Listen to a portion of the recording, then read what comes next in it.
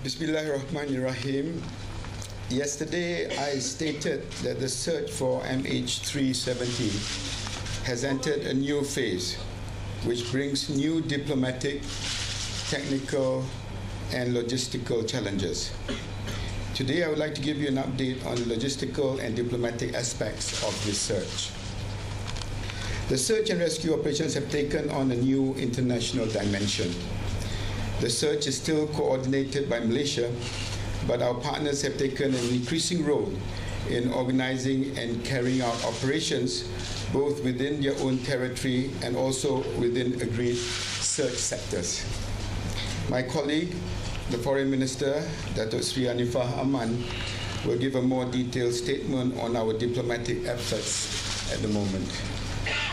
On the logistical front, over the past 24 hours, we have been working hard with other countries to narrow the search corridors. Our focus is on 4 tasks: gathering information from satellite surveillance, analysis of surveillance radar data, increasing air and surface assets, and increasing the number of technical and subject matter experts. On satellite surveillance, I cannot disclose who has what satellite capability, but I can confirm we have contacted every relevant country that has access to satellite data. On analysis of radar data, in the Southern Corridor, Australia and Indonesia have agreed to take the lead of their respective parts of the search corridor. In the Northern Corridor, China and Kazakhstan have agreed to lead in the search areas closest to their countries. On air and surface assets, I've spoken to almost all ASEAN leaders to request further support, including assets with deep ocean surveillance detection capabilities. We are also asking international partners who have assisted us before to take another look at their primary radar data.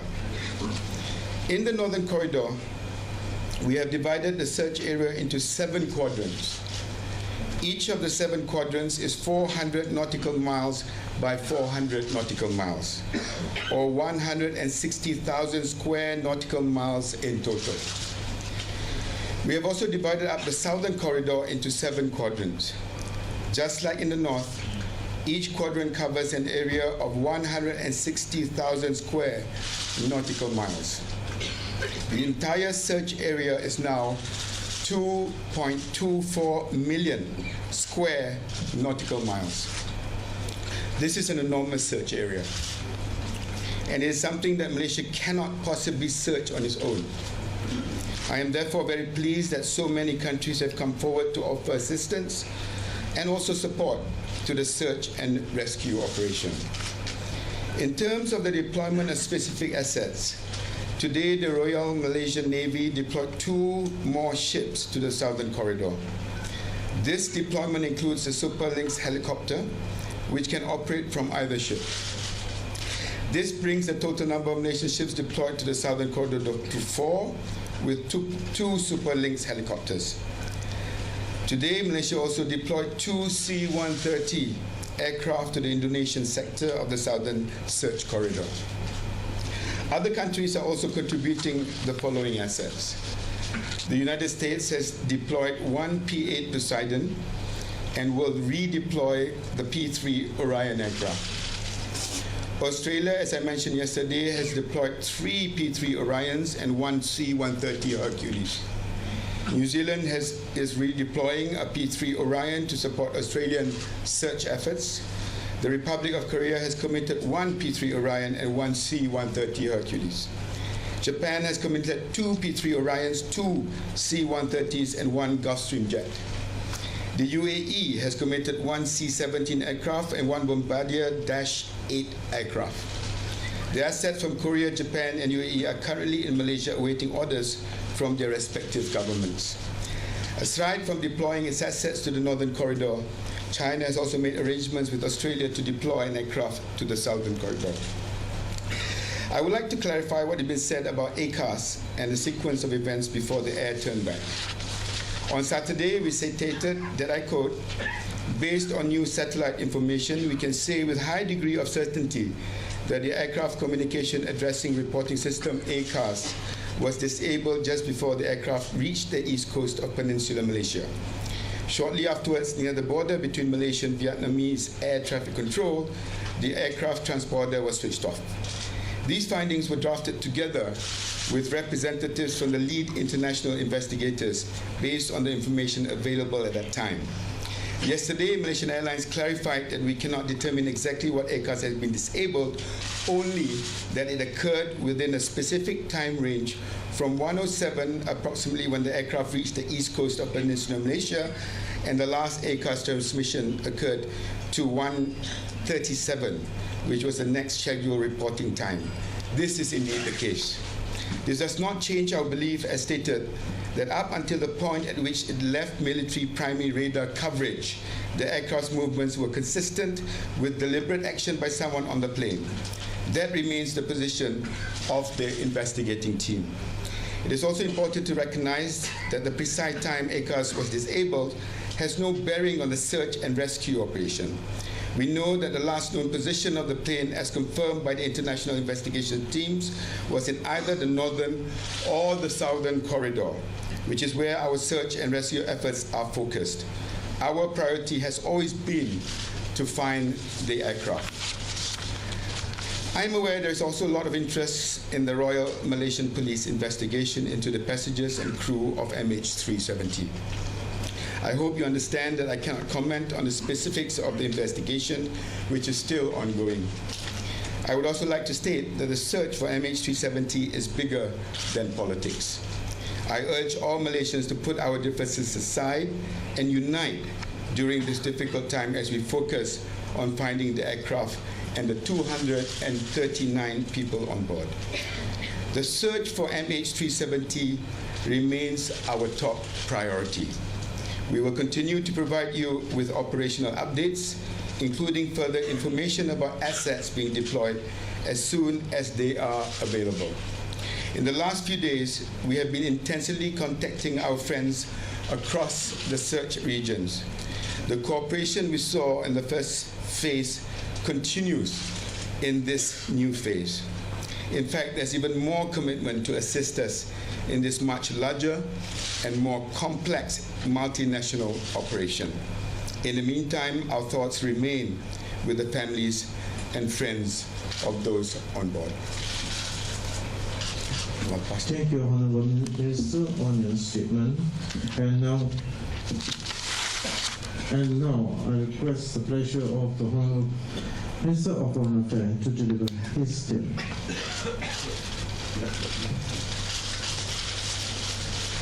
Bismillahirrahmanirrahim. I just wanted to give you briefly what the task of the Foreign Ministry that has been entrusted to us. First is to seek the assistance from the search and rescue operations. And there are 25 countries that's involved, and we have sent 12 diplomatic notes to the northern corridor and to southern corridor. Now, the response has been excellent, and this is due to the good relations that we have with all countries, and especially the Prime Minister, who had called many presidents to seek the assistance. And there are 9 other countries that does not fall under the 2 corridors which the Minister has explained that has come forward to assist, namely US, South Korea, Japan, and others. Now, this is a very complex issue. We're talking about 25 countries and how to coordinate these 25 countries with different ideologies and system of government. But 2 main reasons. One is, of course, I said we have excellent relationship with those countries that's involved. 2, because this is something that of concern to all of us on a humanitarian aspect.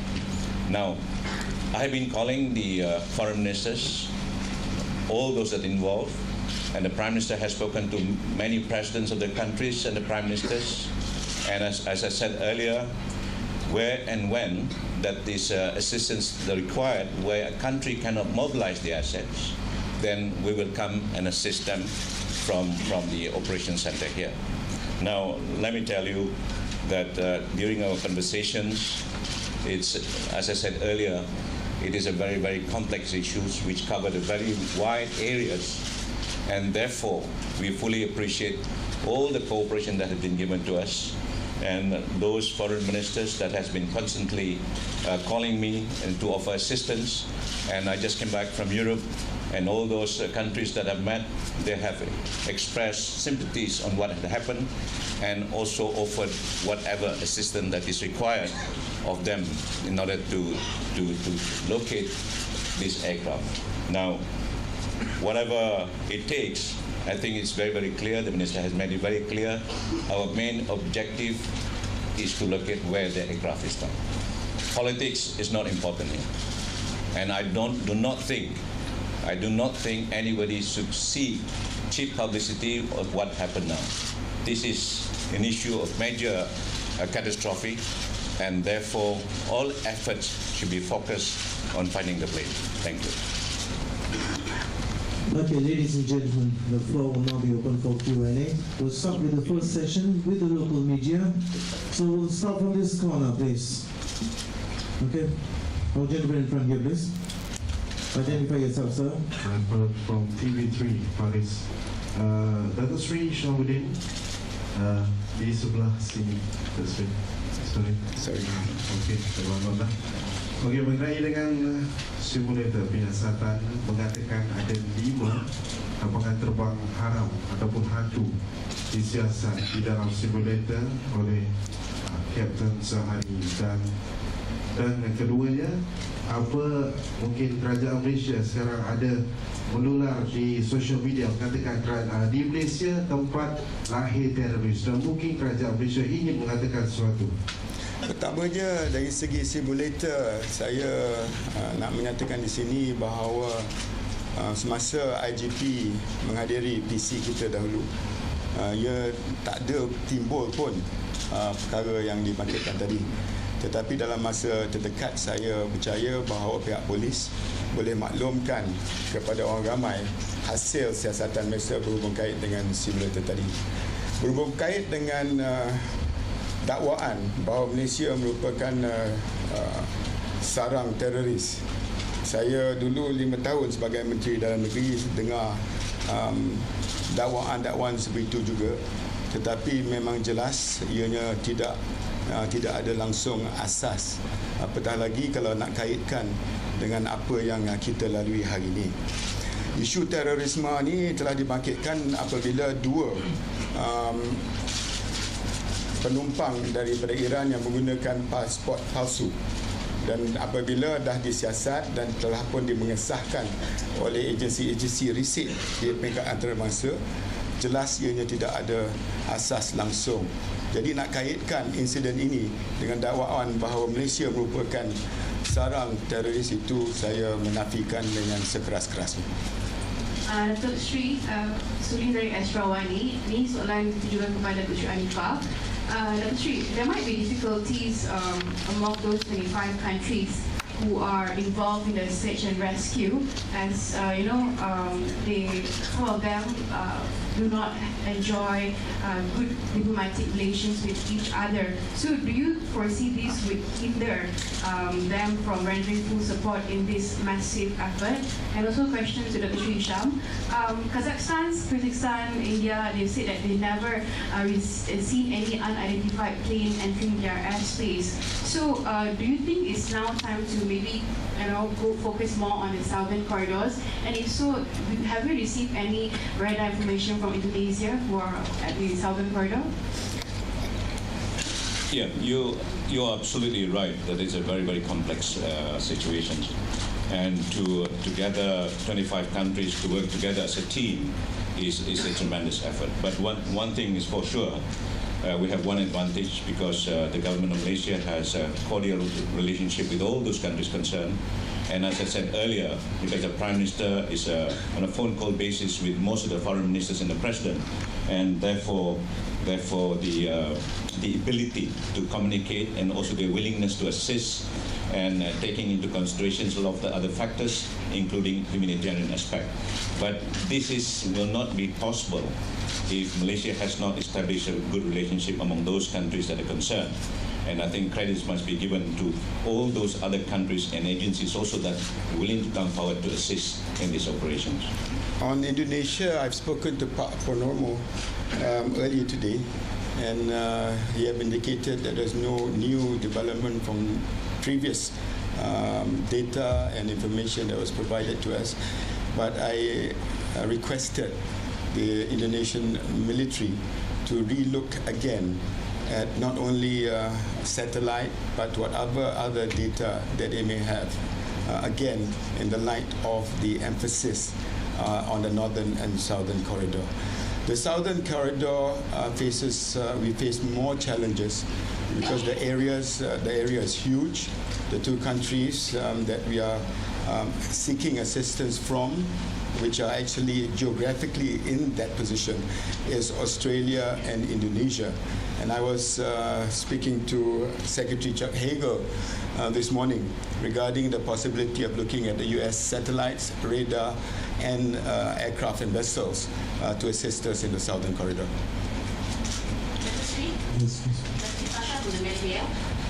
Have investigators ruled out the decompression theory that the crew at pilot could have passed out following structural fault of the Boeing 777?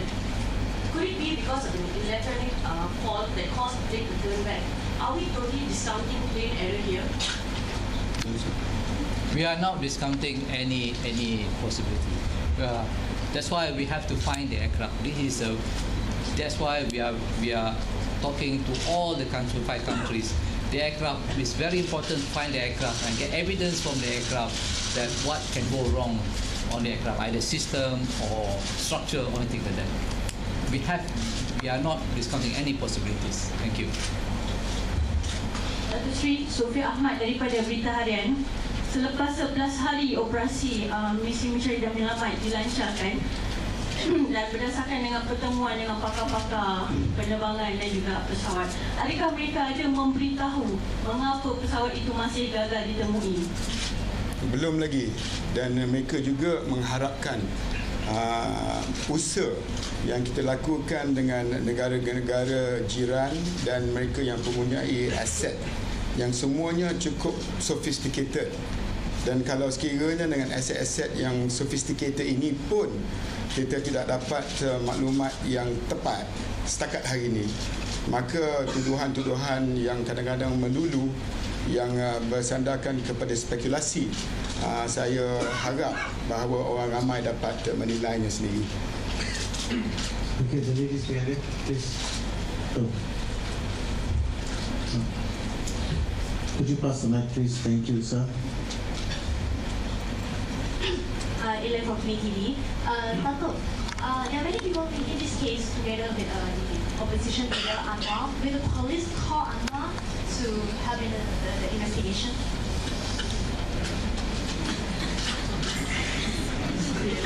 We have been very consistent.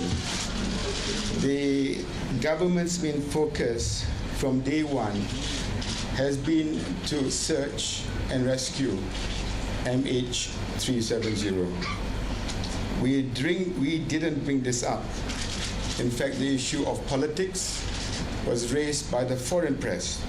And if I'm not mistaken, it was the Daily Mail and the CNN today. Our position remains that this issue is above politics. Yes, please, sir. Sri, ada 2 penumpang Iran dalam crash Daripada mana tu? help me from Cosmo. Where are you? Oh, okay. Okay. Ada 2 penumpang Iran. Diharap setakat ini Malaysia tidak meminta bantuan Iran walaupun Iran telah menawarkan kerjasama. Maksud mungkin ada kemudahan satelit komik yang boleh membantu pencarian ini. Dan kemudian kepada Datuk Seri Syamudin, kenapa 4 kapal? Kemudian kapal KD Kelantan adalah 80 muatan berkapasiti 80 orang. Mungkin 4 ni mungkin cukup untuk kita bawa pulang 200. Memang tak cukup, dan saya harap esok pihak Tan Sri PAT akan bersama-sama dengan kita memberikan butiran yang lebih terperinci berhubung kait bukan saja aset-aset kita tetapi aset-aset daripada negara-negara luar yang saya sebut tadi merupakan aset yang cukup sophisticated. Dan ini sedang kita fikirkan bagaimana kita dapat deploy di kawasan-kawasan yang saya dah maklumkan dalam kenyataan tadi. Ya, kita setakat ini kita tidak ada keperluan untuk menghubungi kerajaan Iran oleh kerana siasatan rapi yang telah dijalankan oleh kerajaan tidak memerlukan untuk Wisma Putra menghubungi kerajaan Iran, dan saya percaya bahawa apa juga keperluan akan dikemukakan pada Wisma Putra sekiranya perlu untuk kita menghubungi kerajaan Iran. Datuk Seri, saya ini daripada utusan Malaysia. Saya nak belajar kepada Datuk Isyamuddin. Adakah kerajaan telah menerima laporan daripada Panglima Tentera Udara Thailand mengenai terdapat pesawat yang tak dikenali dalam ruang udara mereka? Kalau ada, bila dan jam berapa?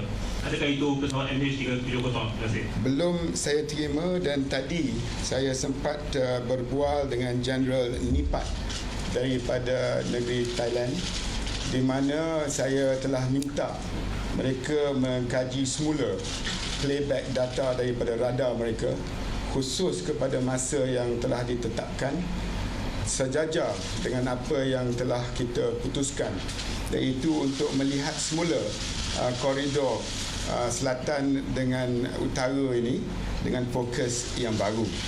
Maklumat awal di mana kita membuat pencarian di South China Sea dan di Selat Melaka, memang maklumatnya telah diterima daripada rakan-rakan kita di ASEAN.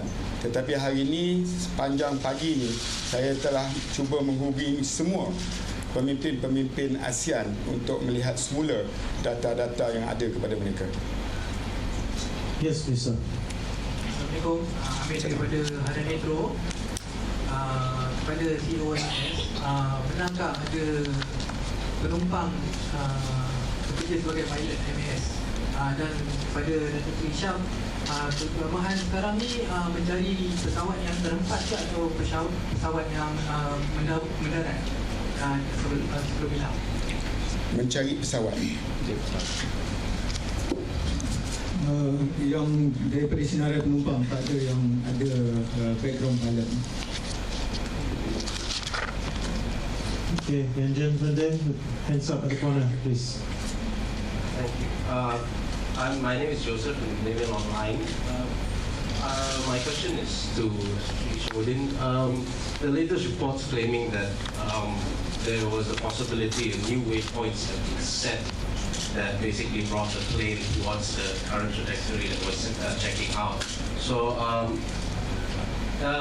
those reports say that it could have been done before the plane took off, or could have been done in flight. So could you confirm these reports, and what are the likelihood?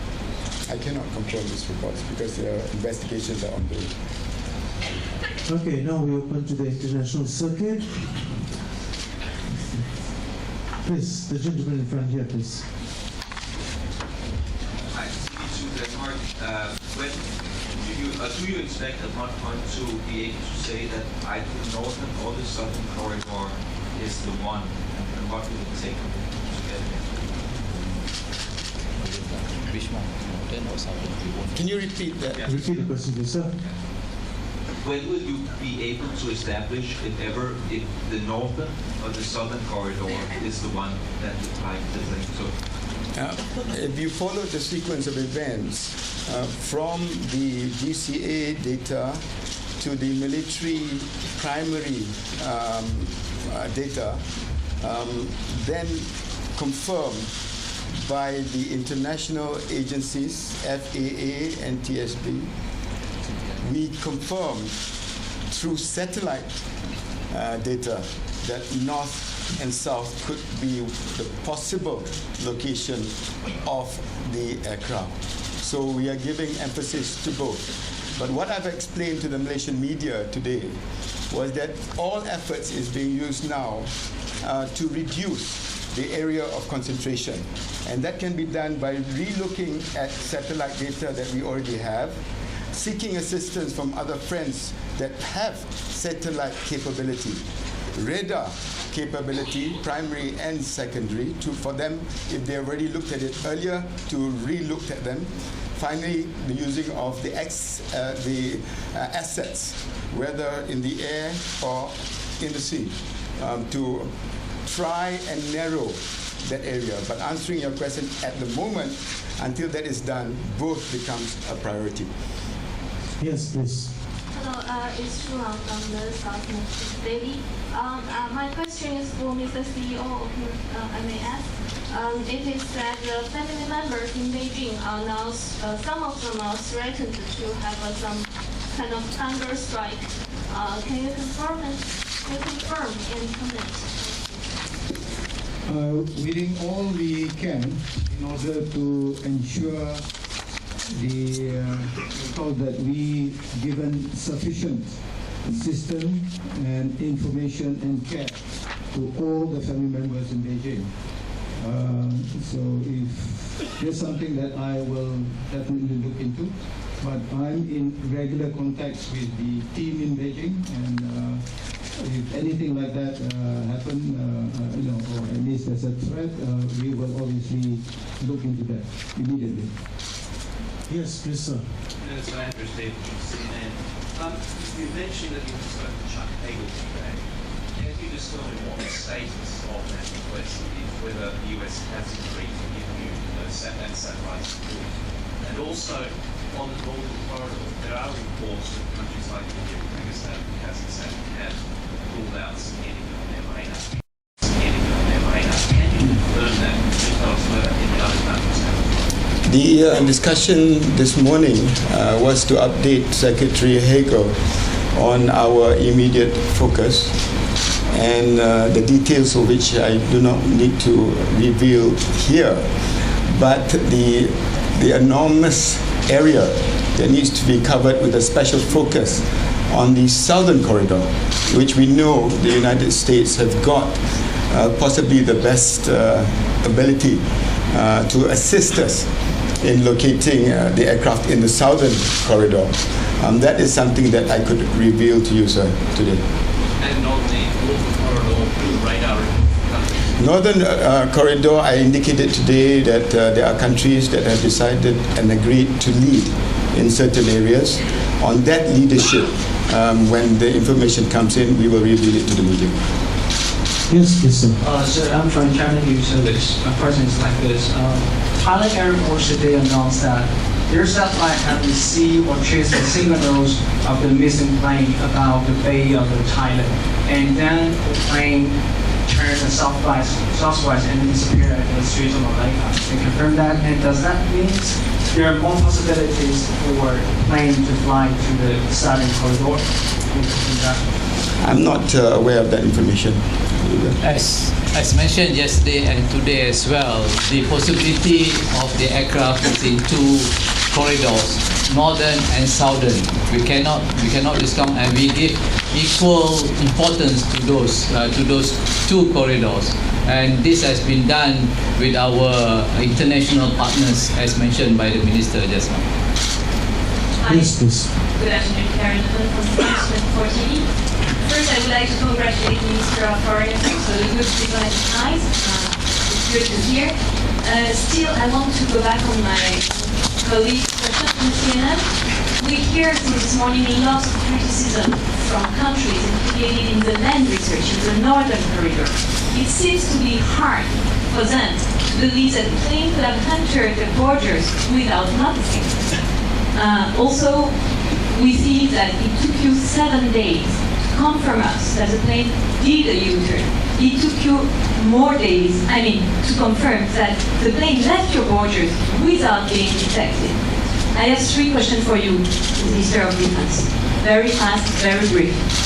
First one, what consequences can these mistakes have on your administration? Second one, can you confirm us that you are Prime Minister Najib's cousin? Third question, are you protected by him? Are you protected? Are you protected? Protected. Protected. Protected. Are you protected? I really don't know. Where are you from? I think I should leave the French Office of Investigation and Analysis for the Safety of Civil Aviation, the experts from France here to answer those questions. Could you at least answer? Yes, I can confirm here. Najib is my cousin. I don't know what am I supposed to be protected from. Can you confirm? I do not want to go down But this line go of to the next discussion. question itself. Foreign press didn't answer. Hi, I'm from Asai Shibut. My question is for the Malaysia Airline CEO. I'd like to ask that regarding yesterday you mentioned the ECAS at the last part, you didn't send any response back after 30 minutes. So what evidence do you have that it was deliberately turned off? Because if it didn't come back in 30 minutes, it could mean it's malfunction. There's possibility, obviously, of a malfunction, but the satellite communication system was still active until the last time that was picked up, it was 8:11 or thereabout. Yeah. So, like I said, there's some functionality in the system, except the reporting system was disabled. Yes, please. From Xinhua News Agency, China. Malaysia's government has acknowledged that it does reserve some information due to national security concern. So could you please specify what kind of information you're refusing to disclose? Is it radar signal, flight route, or even the plane's whereabouts? Will that information affect current search and rescue efforts? And will you withhold information without considering that this risks sacrificing crew and passenger safety? Thank you. In fact, on the contrary, I've stated on record that we have put aside a national security interest by disclosing our military radar data. And if we did not disclose those radar data, we would not have gone and searched in these two areas. And if we did not get help and corroboration from international agencies like the FAA and NTSB, we would not be able to look at the satellite data. So the sequence of events, actually the turning point would be the release of very sensitive data to the Malaysian military. That is why yesterday I answered the question that after this we need to relook how to upgrade our radar system, because we have put the interest of the passengers and the plane above national security and national interest. Yes, please. Good afternoon. I'm from the Manila Bureau of HDT, Japan. Just a quick question on, just for record purposes, what time was the transponder shut off? And second, is either of the co-pilot and the pilot in their flight experience ever flown to any of the southern corridor or the northern corridor? The transponder was, we understand from the record, it was switched off about 1:21. And as far as the pilots, we're looking at Northern Corridor. We do not fly there at all, as a commercial airline. The Southern Corridor, obviously, unless you fly to the islands, we don't fly to any of the islands. Flight experience? No. Yes, sir. I'm from Xinhua News Agency also. And dear Transport Minister, according to the Prime Minister's statement some days ago, Malaysia's military radar detected a plane, though unconfirmed as the missing plane, made turn back and fly to the north area of Straits of Malacca. So why didn't Malaysia's Air Force send a fighter to intercept it at that time? I think it's a common practice of country's Air Force. That question was answered by our Air Force Chief before this. Okay, we'll go to this side, please. Could you pass the microphone? Thank you. Hi, Melissa from Channel News Asia. Given the complexity, whole case, the complexity of it, do you think it can be pulled off by just one man, or do you think it's part of an intricate plot, pre-planned? I really cannot speculate on that, Melissa, because all the leaders that I've spoken to, whether superpowers, ASEAN leaders, they said that this is a unique, unprecedented situation. It's a complicated and complex situation. So my emphasis, which has always been consistent from the start, which is to find the aircraft. And God willing, if we do find the aircraft, we're able to get the black box. And with the information in the black box, we will be able to answer those sort of questions. But I would not want the team to be distracted by other issues, because it is imperative to make sure that within the corridors that we have identified and verified and corroborated, that all efforts would be actually directed to locating that aircraft. I believe if we can find the aircraft soon, inshallah, with the black box, most of these questions that are being speculated around the world would be answered. Yes, sir. So you've repeatedly said that you've asked for the assistance of many countries with primary radar and satellite data. First of all, can you confirm that primary radar means military radar? And could you tell us how many countries have given you any information of that type since this investigation started? Primary radar, secondary radar, military. We are unable to give a very detailed answer to that, because primary radar, any information from primary radar is a privileged information for those countries. So if any finding, of course, we will tell you any significant finding with them. Has any country given you that thing? Has any country? Yes, and I would not want to confirm which countries, and that's public knowledge, that every country has got a primary military radar. The only one that is now out in the open is basically Malaysia's. And that we have done in the interest of the aircraft. Okay, the last question from the gentleman. Seth Doe with CBS News in New York. Was the plane's path westward direction programmed into the aircraft's flight management system? As far as we're concerned, the aircraft was programmed to fly to Beijing. So and this is part of the investigation, and it is. No, that's a standard procedure. The aircraft was scheduled to fly to Beijing. So this report in New York Times today, what's the topic? It could be speculation.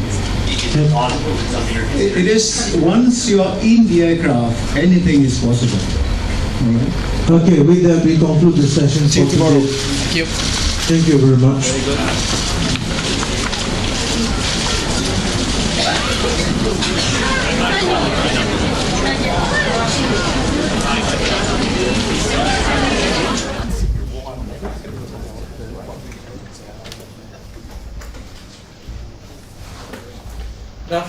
Good afternoon, everyone. My name is John Young. I'm the General Manager for the Emergency Response Division in the Australian Maritime Safety Authority. I'm joined this afternoon by Group Captain Stuart Bellingham from Headquarters Joint Operational Command in the Defence Force. My plan this afternoon is to provide an opening statement and then offer an opportunity to ask questions. AMSA's Rescue Coordination Centre has been coordinating the search operation for the missing Malaysian Airlines aircraft in the southern Indian Ocean as of 3 p.m. Canberra time yesterday, 17th of March. Australia is working cooperatively with the Malaysian government to assist with search efforts for Malaysian Airlines flight MH370. This is part of an international effort involving 26 countries, 60 ships and 50 aircraft, providing support to the search for flight MH370. The United States and New Zealand will join the Royal Australian Air Force P-3 Orion aircraft in a search effort as a result of a possible route taken by MH370 to an area 3,000 kilometres southwest of Perth in the southern Indian Ocean. AMSA has defined a possible search area with information available to us from a range of sources, both nationally and internationally. This search will be difficult. The sheer size of the search area poses a huge challenge. The search area is more than 600,000 square kilometres. This initial search area was developed working with the United States National Transportation Safety Board as a result of work they have already done on behalf of Malaysia. The area where the aircraft might have entered the water was then corrected over for the water movement over the elapsed time by the Rescue Coordination Centre here in Canberra to provide a possible search area that is relevant to efforts today. Every attempt will be made to further refine the search area as further information becomes available. This includes further analysis of drift modelling and other search tools, but with the passage of significant time since the 8th of March and with the constant movement of water, that will be constantly difficult. An Air Force P-3 Orion aircraft departed from Royal Australian Air Force Base Pearce near Perth in Western Australia at approximately 2 p.m. this afternoon, Australian Eastern Standard Time, Canberra time, and will arrive in the search area around 5:40 p.m. this afternoon. It is expected, due to the distance offshore, that the aircraft will search only a small portion of the total area. It will fly to the area defined by the Rescue Coordination Centre and return to the RAF base at Pearce. Ships in the southern Indian Ocean have also been requested to keep a lookout for anything relevant to the search and to travel through the search area if possible. One ship is presently travelling through the area and another has reported it will pass through the area later today. The weather in the area indicates a cold front passing through with winds up to 25 knots and seas to 3 metres. A further 3 Air Force P-3 Orions will join the search operation tomorrow, and a Royal New Zealand Air Force P-3 Orion will also arrive later today to join the search effort tomorrow. A United States Navy P-8 Poseidon aircraft is also expected to join the search tomorrow.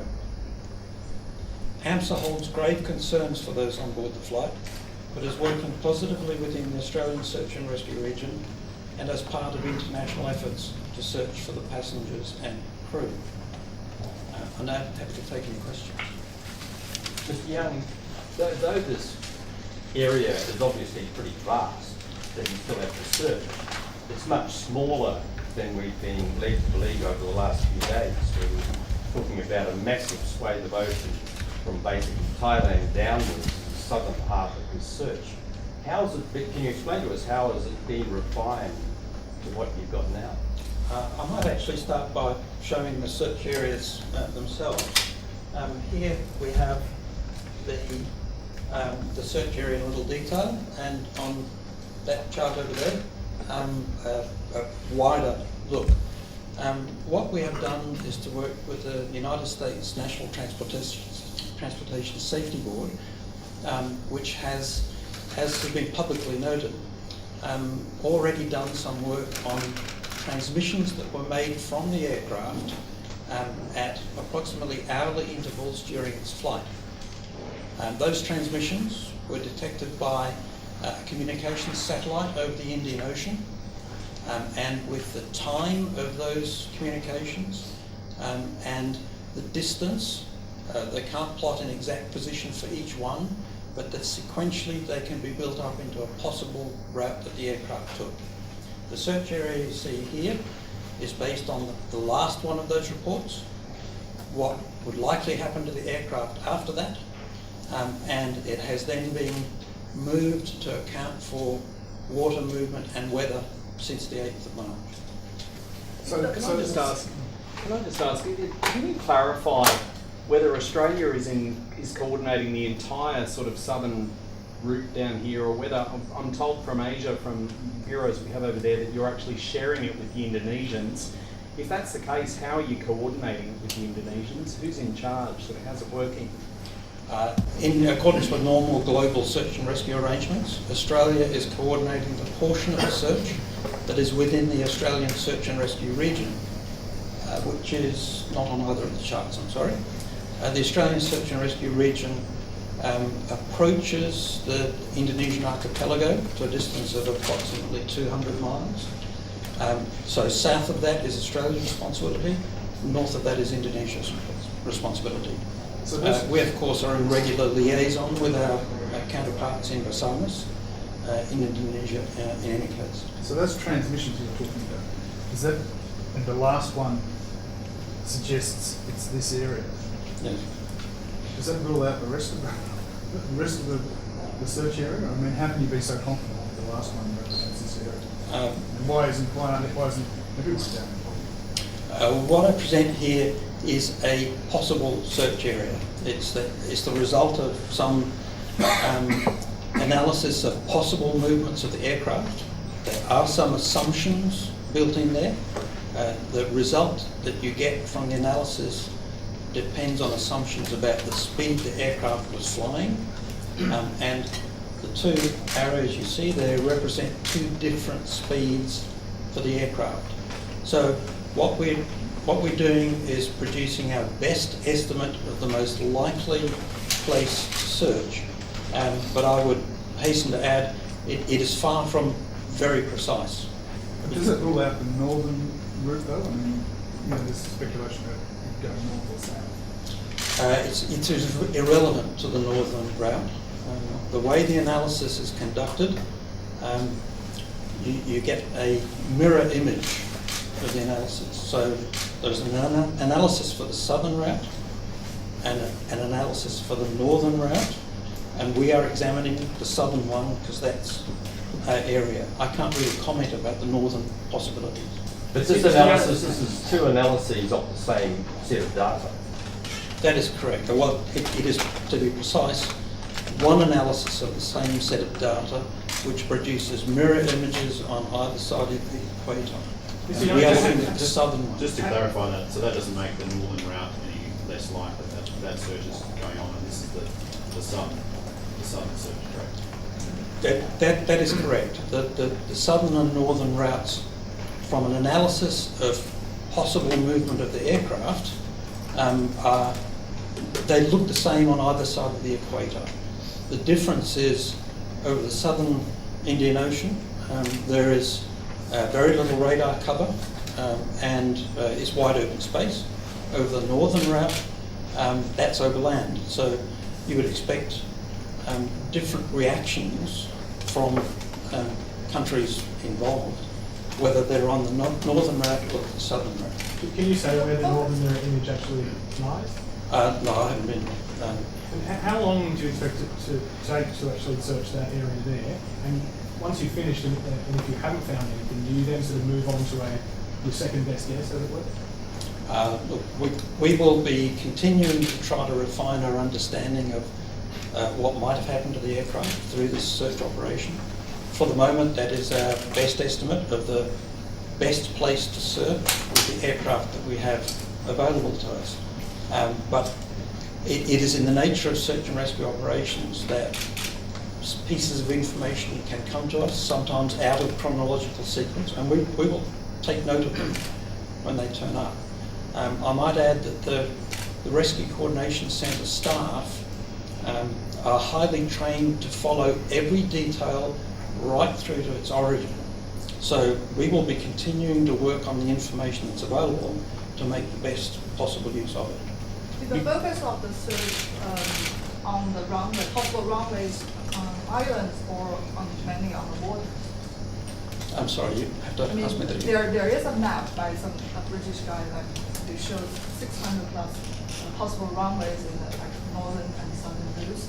So your Australian search focus on possible runways on possible islands or mainly on water?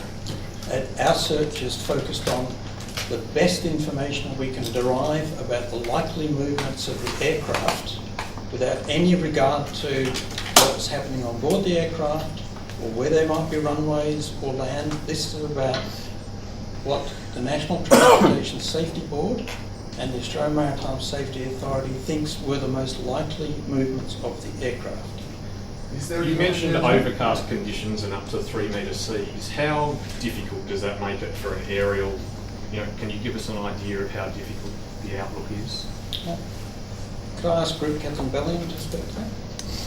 So the aircraft that we have tasked to support this P3, there's a number of different sensors that are optimised in the surface surveillance task, radar, infrared and electro-optical. So the P3 will be able to continue to operate, and the P8 beside them, which the US Navy are providing to the support, to continue to do the search. It will challenge if there's a visual search required to refine that, but the aircraft is suited to the search and it's highly optimised to conduct that. What happens if you find some wreckage? Who goes and picks it up? I'll leave that to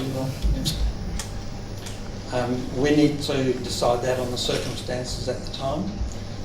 As I indicated earlier, while it's a fairly remote part of the world, there are ships that pass through that area on routes between South Africa and Australia and New Zealand. We will decide what can best be done at the time, depending on what is sighted and where it is. How deep is the water in that area, and what's the sea floor like? The water is very deep. I don't have a precise answer for you, but it's deep ocean. Do you rely on satellite at all for this as well, or is it purely an aircraft thing? Is there any sort of satellite imagery that's helpful to you? We are looking at what can be done in the way of satellite imagery.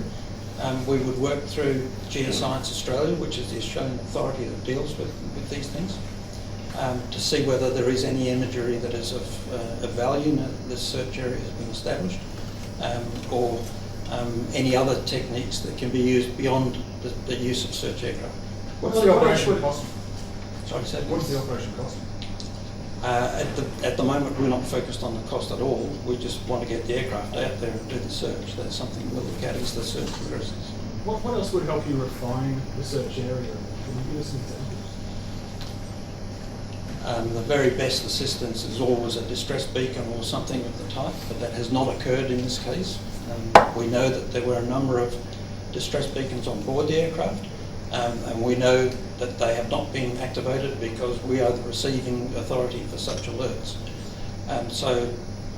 Other than satellite imagery from the 8th of March, or satellite imagery since then that might pick up large pieces of debris, there's nothing comes to the front of my mind to add to this analysis. Could we ask the group captain what the Orion will actually be looking for? What are you looking on the surface, or how far underwater can your equipment scan? And could you, for instance, pick up a black box? Or so we're not looking underwater at all, and we don't have the capability to pick up black boxes or underwater electronic beacons. So it's purely a surface search to look for debris or objects in the water.